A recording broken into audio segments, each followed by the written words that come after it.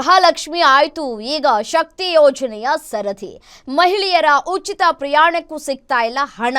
ಶೀಘ್ರವೇ ದುಡ್ಡು ಕೊಟ್ಟು ಪ್ರಯಾಣಿಸಬೇಕಾಗುತ್ತಾ ಮಹಿಳೆಯರು ಅನ್ನುವಂತಹ ಪ್ರಶ್ನೆ ಕಾಡ್ತಾ ಇದೆ. ಗ್ಯಾರಂಟಿ ಭಾಗ್ಯಗಳೆಲ್ಲವೂ ಕೂಡ ಒಂದೊಂದೇ ಲ್ಯಾಪ್ಸ್ ಆಗುವಂತಹ ಲಕ್ಷಣಗಳು ಕಾಣಸಿಗ್ತಾ ಇದೆ. 2.5 ವರ್ಷಗಳ ಕಾಲ ಸುದೀರ್ಘವಾಗಿ ಈ ರೀತಿಯಾದಂತಹ ಎಲ್ಲ ರೀತಿಯಾದಂತಹ ಸೌಲಭ್ಯವನ್ನ ಪಡೆದುಕೊಂಡಿದ್ರು. ಬಟ್ ಆದರೆ ಈಗ ಒಂದೊಂದೇ ಅದಕ್ಕೆ ಮುಕ್ತಿ ಸಿಗುವಂತಹ ಕೆಲಸಗಳಾಗ್ತಾ ಇದೆ. ಶಕ್ತಿ ಯೋಜನೆಗೆ ಹಣ ಬಾಕಿಯನ್ನ ಉಳಿಸ್ಕೊಂಡಿರುವಂತಹ ಸರ್ಕಾರ, ಶಕ್ತಿಗೆ ಸರ್ಕಾರ ಬಾಕಿ ಉಳಿಸ್ಕೊಂಡಿರೋದು ಎಷ್ಟು ಗೊತ್ತಾ? ಸಾರಿಗೆ ಇಲಾಖೆಗೆ ಕೋಟಿ ಹಣ ಬಾಕಿಯನ್ನ ಉಳಿಸಿಕೊಳ್ಳಲಾಗಿದೆ. ಒಂದಲ್ಲ ಎರಡಲ್ಲ 4,000 ಕೋಟಿ ಹಣ ಬಾಕಿ ಇದೆ. 4 ನಿಗಮಗಳಿಗೆ ಹಣ ಬಾಕಿಯನ್ನ ಉಳಿಸಿಕೊಂಡಿರುವಂತಹ ಸರ್ಕಾರ. ಸಿದ್ದು ಸರ್ಕಾರಕ್ಕೆ ಕಾಡ್ತಾ ಇದೆಯಾ ಆರ್ಥಿಕ ಸಂಕಷ್ಟ? ಸಾರಿಗೆ ನಿಗಮಗಳಿಗೆ ಶಕ್ತಿ ಅಲ್ಲ ಶಾಪ.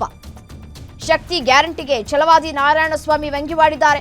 3 ವರ್ಷಗಳಿಂದ ಸಾವಿರಾರು ಕೋಟಿ ಹಣ ಬಾಕಿ ಇದೆ. ಎಂಎಲ್ಸಿ ಛಲವಾದಿ ನಾರಾಯಣಸ್ವಾಮಿ ಕಿಡಿಕಾರ್ತಾ ಇದ್ದಾರೆ. ನೋಡಿ ಯಾವ ರೀತಿಯಾಗಿ ಈ ಶಕ್ತಿ ಯೋಜನೆಯನ್ನ ತೆಗೆದುಕೊಂಡು ಬಂದ್ರು, ಅದಾದ ನಂತರ ಯಾವ ರೀತಿಯಾಗಿ ಈ ಬೆಲೆ ಏರಿಕೆಗಳಾಯಿತು ಅನ್ನೋದನ್ನ ನಾವೆಲ್ಲರೂ ಕೂಡ ಗಮನಿಸಿದ್ದೇವೆ. ಬಟ್ ಆದರೆ ಈಗ 4 ನಿಗಮಗಳಿಗೆ ಹಣವನ್ನ ಬಾಕಿ ಉಳಿಸ್ಕೊಂಡಿದೆ ಸರ್ಕಾರ. ಕೆಎಸ್ಆರ್ಟಿಸಿಯಿಂದ 452.62 ಕೋಟಿ ರೂಪಾಯಿ, ಮತ್ತೆ ಬಿಎಂಟಿಸಿಯಿಂದ 205.43 ಕೋಟಿ ರೂಪಾಯಿ, ವಾಯುವ್ಯ ಕರ್ನಾಟಕ ಸಾರಿಗೆ 283.91 ಕೋಟಿ ರೂಪಾಯಿ, ಕಲ್ಯಾಣ ಕರ್ನಾಟಕ ಸಾರಿಗೆ 238.66 ಕೋಟಿ ರೂಪಾಯಿ. ಒಟ್ಟು ಬಾಕಿ ಇರೋದು 1,180.62 ಕೋಟಿ ರೂಪಾಯಿ. ಏನು ಇದೇ ವಿಚಾರಕ್ಕೆ ಸಂಬಂಧಪಟ್ಟಂತೆ ಮತ್ತಷ್ಟು ಡೀಟೇಲ್ಸ್ ಕೊಡ್ತಾ ಹೋಗ್ತಾರೆ ನಮ್ಮ ಪ್ರತಿನಿಧಿ ದುರ್ಗೇಶ್ ದೂರವಾಣಿ ಸಂಪರ್ಕದಲ್ಲಿದ್ದಾರೆ. ದುರ್ಗೇಶ್, ಗೃಹಲಕ್ಷ್ಮಿ ಹಣ ಇಲ್ಲಿವರೆಗೂ ಯಾರಿಗೂ ಕೂಡ ಕಳೆದ 6 ತಿಂಗಳಿಂದ ಖಾತೆಗೆ ಬರ್ತಾ ಇಲ್ಲ.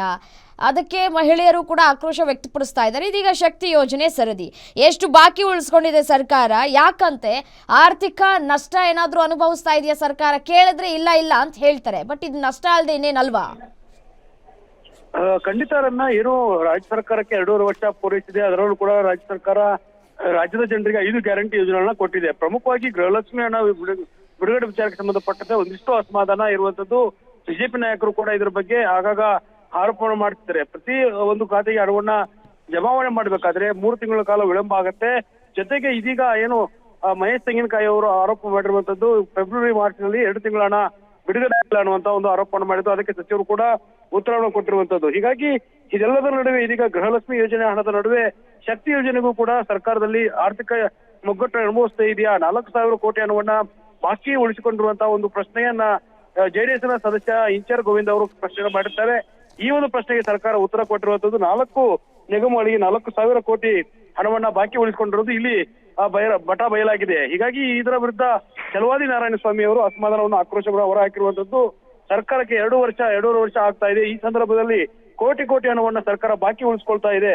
ಒಂದಲ್ಲ ಎರಡಲ್ಲ 4,000 ಕೋಟಿ ಹಣವನ್ನ ಬಾಕಿ ಉಳಿಸ್ಕೊಂಡಿದೆ. ಹಾಗಾದ್ರೆ ಈ ಬಾಕಿ ಉಳಿಸ್ಕೊಂಡಿರುವಂತಹ ಹಣಗಳು ಎಲ್ಲಿ ಹೋಗ್ತಾ ಇದೆ, ಯಾರ ಖಾತೆಗೆ ಹೋಗ್ತಾ ಇದೆ, ಯಾವ ಚುನಾವಣೆಗೆ ಹೋಗ್ತಾ ಇದೆ ಅನ್ನುವಂತ ಪ್ರಶ್ನೆಯನ್ನ ಮಾಡಿರುವಂತದ್ದು.